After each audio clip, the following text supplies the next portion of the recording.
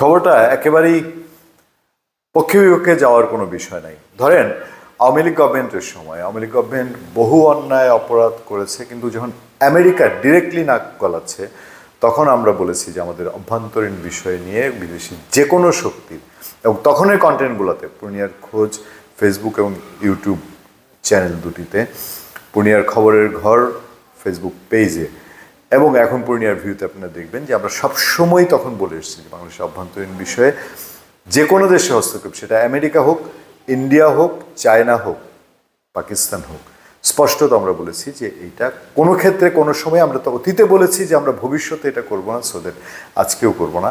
বাংলাদেশ নিয়ে কথা বলেছে। তবে ইন্ডিয়ার ক্ষেত্রে আমি একটা জায়গায় বলবো যে বাংলাদেশের ৭১-এর স্মৃতির বিষয়ে ইন্ডিয়া যদি কথা বলে, কারণ ৭১-এ তারাও বাংলাদেশের সঙ্গে যুদ্ধ করেছে, এবং ধানমন্ডি ৩২ নম্বরকে ফেসিবাদের সূতিকাগার বলা হচ্ছে, কিন্তু ৩২ নম্বর বেসিক্যালি ৭১-এর সূতিকাগার।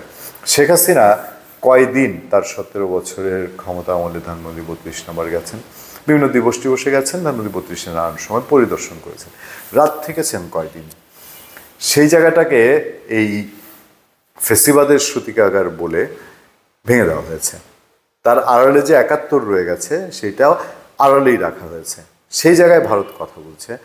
আবার দেখেন অন্য একটা দিক যদি দেখি, ভারত কি আসলে এখন ভারত বাংলাদেশের মানুষের, বাঙালির জন্যে ৭১-এর জন্য কথা বলছে, নাকি এখন তার অস্তিত্ব, যে তার যে ভাই, মানে সৎ ভাই পাকিস্তানের সঙ্গে লাগালাগি, পাকিস্তানের মনের মধ্যে অনেকটা সুখ, এই ৩২ থেকে সকল পরিকল্পনা করে পাকিস্তানকে ৭১ সালে হারানো হয়েছিল, স্বাভাবিকভাবে তাদের মধ্যে একটা দুঃখ আছে। তো সেই দুঃখের জায়গা থেকে এখন ৩২ ভেঙে গেছে, পাকিস্তান খুশি হবে। পাকিস্তানের যারা এখনও ৭১-এর জন্যে দুঃখ প্রকাশ করেনি, ক্ষমা চায়নি, ২৫শে মার্চের এক রাতের ঘটনার জন্যই তো ক্ষমা চাওয়া বা দুঃখ প্রকাশ করেছে, সেটা যেহেতু চায়নি, তো তারা এখন ৩২ ভাঙায় খুশি হয়েছে। তো ইন্ডিয়া কি ওই ইকুয়েশনে এখন নিন্দা জানাচ্ছে, নাকি সত্যি বাঙালির জন্য?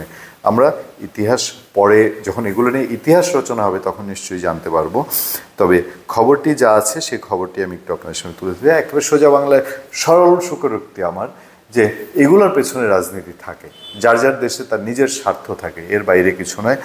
বাংলা ট্রিবিউন বলছে, ধানমন্ডি ৩২ নম্বরে ভাঙচুরের ঘটনায় ভারতের নিন্দা। ধানমন্ডি ৩২ নম্বরে বঙ্গবন্ধু শেখ মুজিবুর রহমানের বাড়ি ভাঙচুর ও অগ্নিসংযোগের ঘটনায় তীব্র নিন্দা জানিয়ে ভারত সরকার একটি বিবৃতি দিয়েছে। এটা কিন্তু খুব সিগনিফিক্যান্ট একটা ঘটনা, যে অন্য দেশের ভেতরে একটি ঘটনা ঘটে যাওয়াকে সেই দেশ যখন আনুষ্ঠানিক বিবৃতি দেয়, তাহলে সেই দেশে এখন যে, মানে বাংলাদেশে এখন যে সরকার আছে, তাকে সে কোন চোখে দেখছে। বৃহস্পতিবার রাতে দেশটির পররাষ্ট্র মন্ত্রণালয়ের মুখপাত্র রণবীর জয়সওয়াল বিবৃতিটি দেন। বিবৃতিতে বলা হয়, শেখ মুজিবুর রহমান, যিনি দখলদার বাহিনীর নির্যাতনের বিরুদ্ধে বাংলাদেশের মানুষের বিরচিত প্রতিরোধের মূর্ত প্রতীক ছিলেন, তার ঐতিহাসিক বাসভবনটি যেভাবে ৫ ফেব্রুয়ারি ধ্বংস করা হয়েছে তা অত্যন্ত দুর্ভাগ্যজনক। এই জায়গায় তো আমরা সবসময় ভারত বলার আগে থেকে আমরা বারবারই বলছি, প্রথম যখন ঘটনা ঘটেছে তখন থেকে বলছি, এবং যারা এটা বলতে গিয়েছে কাজটা ঠিক হয় নাই, তাদেরকে আরও বেঠিকভাবে মারা হয়েছে।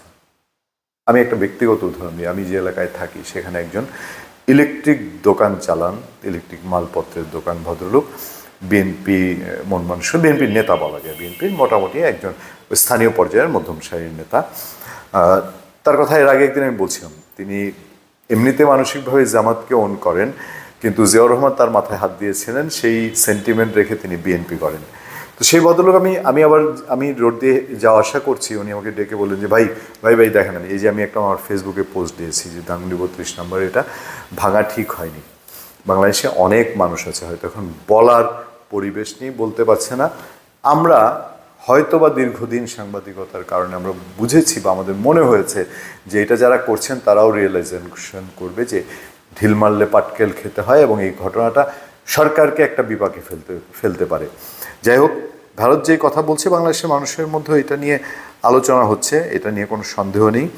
ভারতের বিবৃতিতে বলা হয়, সেই স্বাধীনতার সংগ্রাম বাংলার পরিচিতি ও গর্বকে লালন করেছিল, আর যারাই সেই লড়াইকে মর্যাদা দেন তারাই জানেন বাংলাদেশের জাতীয় চেতনার ক্ষেত্রে এই বাসভবনটির গুরুত্ব কতটা ছিল। এতে আরও বলা হয়, এই হামলা ভাঙচুরের ঘটনা তীব্র নিন্দনীয়। ধন্যবাদ সবাইকে, ভালো থাকবেন, সুস্থ থাকবেন, দেখা হবে, কথা হবে। আপনাদের সাথে আমি আতিক রহমান, পূর্ণিয়া।